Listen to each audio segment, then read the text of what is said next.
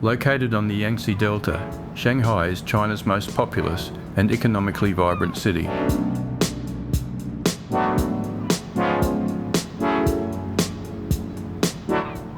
Stretching along the riverbanks, the world-famous Pudong skyline is spectacular by day and even more so by night. From here, the 632-metre tall Shanghai Tower and the Oriental Pearl Tower both compete for prominence as the city hosts its nightly light show.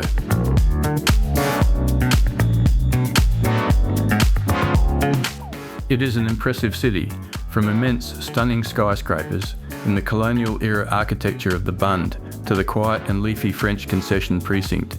It shakes all notion of what a city of 31 million people might look and feel like.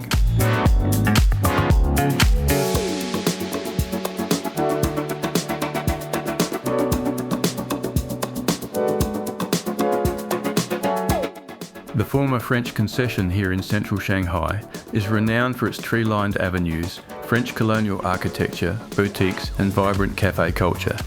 It was a foreign concession from 1849 until 1943, and for much of the 20th century, the area remained the premier residential and retail district of Shanghai. It was also one of the centres of Catholicism in China. Today, it defies any preconceived notion of China being overcrowded and a relentless hustle. As you drive out of the city, you are struck by just how little traffic noise there is. Although the roads are busy, it's eerily quiet because nearly all the cars are electric. Also, nobody is impatiently hitting the horn because the traffic flows well. AI-controlled management systems constantly monitor traffic movements and make adjustments to stoplights in real time. And with cameras and police everywhere, everyone behaves on the roads. Then you notice how they have transformed the concrete ugliness of overpasses into hanging gardens. And that the median strips and verges are lined with colourful flowers in planter boxes. These flowers are kept looking perfect because they are changed with fresh ones every 30 days. 100 kilometres west of Shanghai lies the ancient city of Suzhou. Often dubbed the Venice of the East, this 2,500-year-old city is crisscrossed by ancient canals that connect to the world's oldest and longest man-made waterway, the Grand Canal of China. Stretching over 1,794 kilometres, the Grand Canal connects Beijing in the north to Hangzhou in the south, making it the vital logistical backbone of China. Its earliest sections began in the 5th century BC and has been expanded over hundreds of years and across 3 dynasties. In 2014, it was inscribed as a UNESCO World Heritage Site in recognition of its historical mastery of hydraulic engineering. Much of it has been modernised by widening and dredging to handle today's commercial shipping, but here in Suzhou, one can still see traditional waterside houses and living.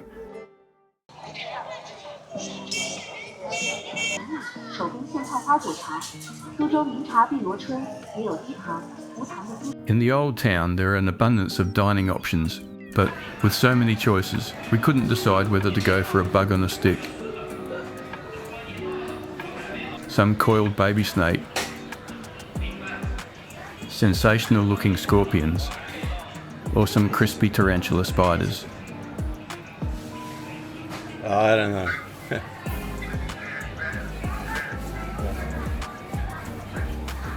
In the end, we threw caution to the wind and had crab meat noodles and steamed dumplings. That's called living on the edge. And to take it up a notch, coffee from Starbucks.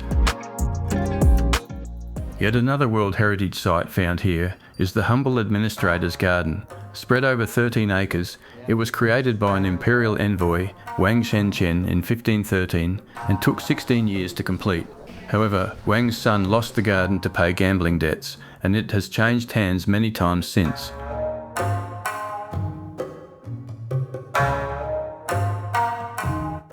China is the world's largest and earliest producer of silk, and Suzhou is one of its most historically renowned production centres.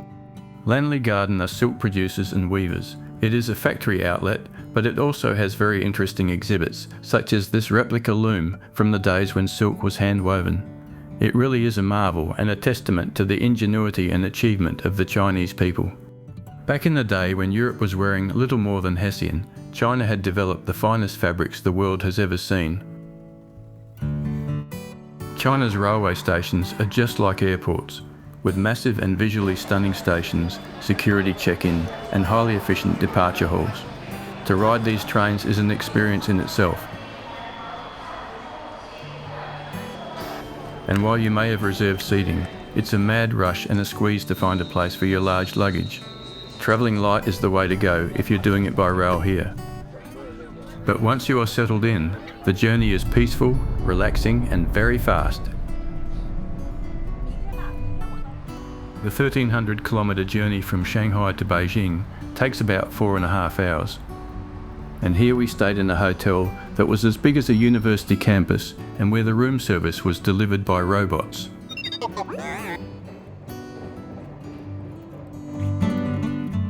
You can't appreciate just how vast Tiananmen Square is until you stand in the middle of it and look around. At over 53 acres, it's one of the biggest city squares in the world. It holds the monument to the people's heroes, the Chairman Mao Mausoleum, and is bounded by the National Museum of China and the Great Hall of the People. Each are UNESCO World Heritage Sites inscribed in 2024.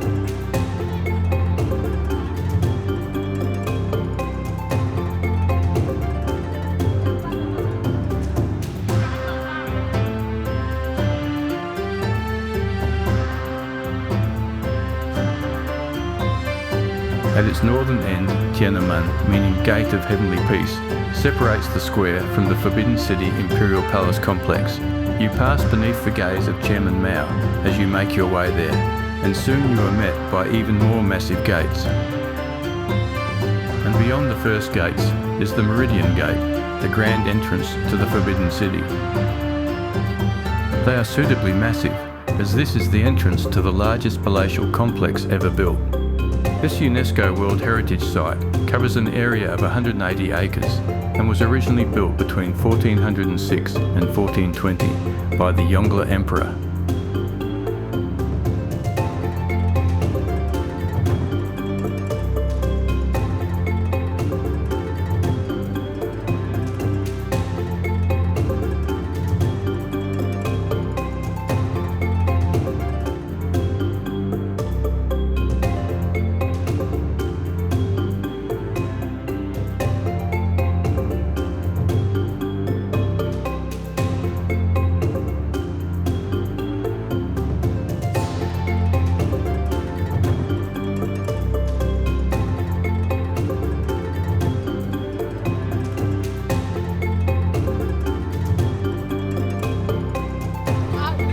It's quite common to see people visiting their cultural sites, proudly dressed in traditional costume.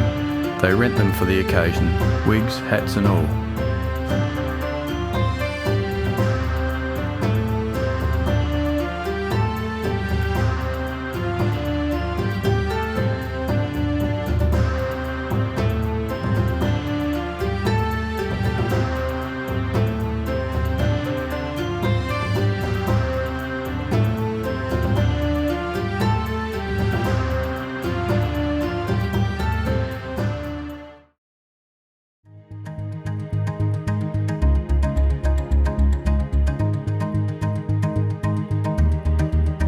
On the northern outskirts of Old Beijing, where the hills and forests begin, is the Emperor's Summer Palace. It is a vast ensemble of man-made lakes, gardens and palaces, recognised as a masterpiece of Chinese landscape design and covers over 2.9 square kilometres.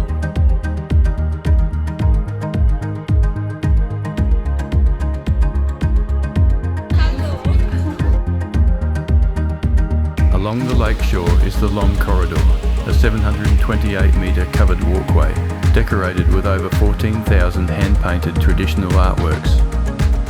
And of course, it is another UNESCO World Heritage Site. The Temple of Heaven is a vast complex covering over 674 acres, within which are 92 ancient buildings with 600 rooms. Seen here is just a tiny portion of this 600-year-old site, and this quick visit did it no justice at all. We had come to realise that one could spend weeks in Beijing alone and still not see everything.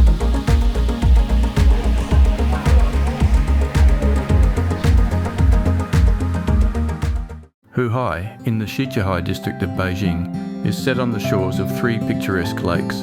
Its charm is in its traditional narrow alleys, lakeside bars and cafes, and vibrant live music scene after dark. A rickshaw ride around these parts is a great thing to do, even on a rainy day. One activity one can enjoy in this sort of weather though, is to wander through the alleys and find a home cooking restaurant. Some of the local people open their homes to guests and offer authentic home-cooked meals as a part-time business. The food and the experience were excellent.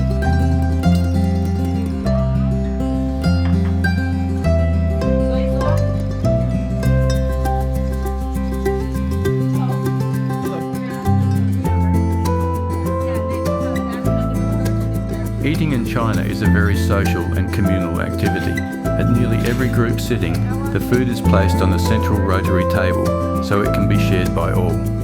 Although, it can be a bit frustrating if you are really hungry and have your eye on something across the table, sometimes resulting in the occasional tug of war.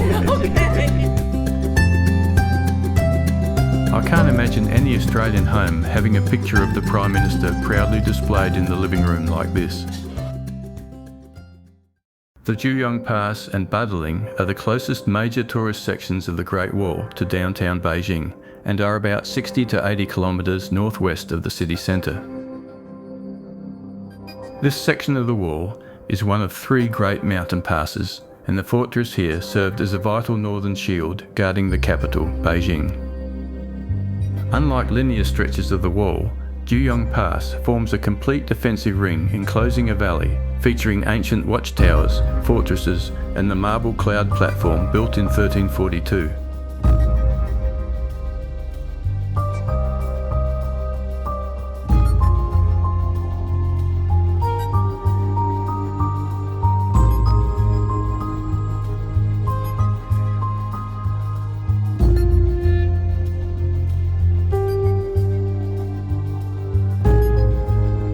This section has been completely restored, but even so, it is not an easy walk around.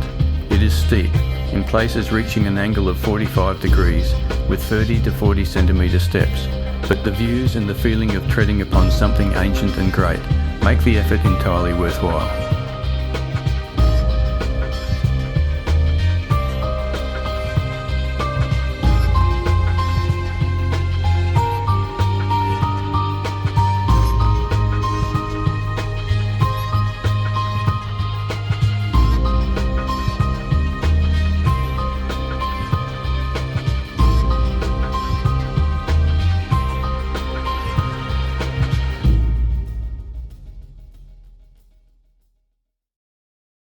Beijing seamlessly blends its ancient dynastic history with a fast-paced modern skyline. It is the world's second most tourist-visited city after Shanghai, and is one of the oldest cities in the world, with a recorded history spanning over 3 millennia.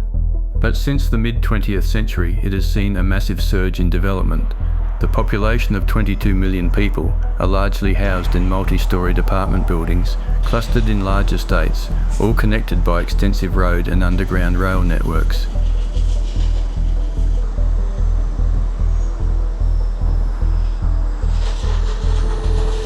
But not all of Beijing has been redeveloped. In an effort to preserve its cultural history, some of the old neighbourhoods with their narrow streets and alleys have been designated as protected. These are known as hutongs.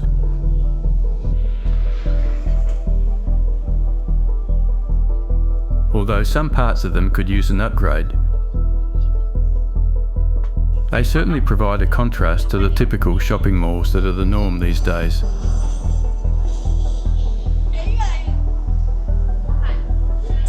There are no exact official numbers for how many electric scooter and bicycle manufacturers there are in China, but industry registries and manufacturing hubs count well over 300. But there are hundreds of small factories as well, and all of this is evident by the countless different styles, sizes and concepts you see everywhere.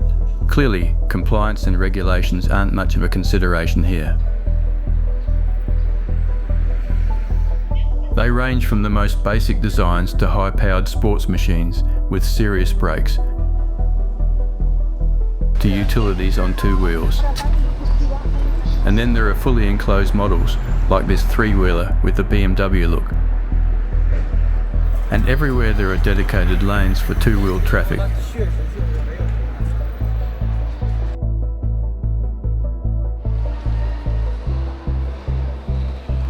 The high-speed rail journey from Beijing to Xi'an takes around 5 hours.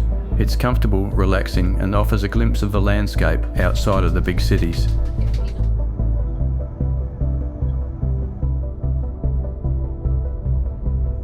In the 1990s, China began allowing private ownership of housing, triggering a huge demand for land, which was sold off by local municipalities to raise capital for growth projects. Local governments acted like corporate entities, competing with each other to build infrastructure, industrial parks and housing projects. But that led to overdevelopment in recent years, resulting in ghost cities where nothing ever sold. In some cases, these developments have been torn down after standing for years and never being occupied. The result of this was a massive debt-fueled real estate crisis and plummeting revenue from land sales, which crippled regional authorities.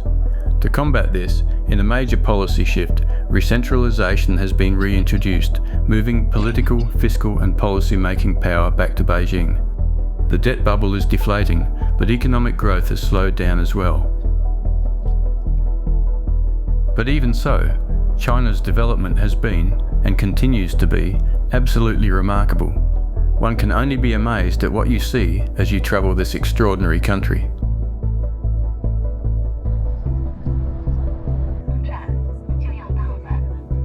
We have reached the ancient capital Xi'an, 3,000 years old and the eastern start of the historic Silk Road, but today, more famously, the place of the Terracotta Army.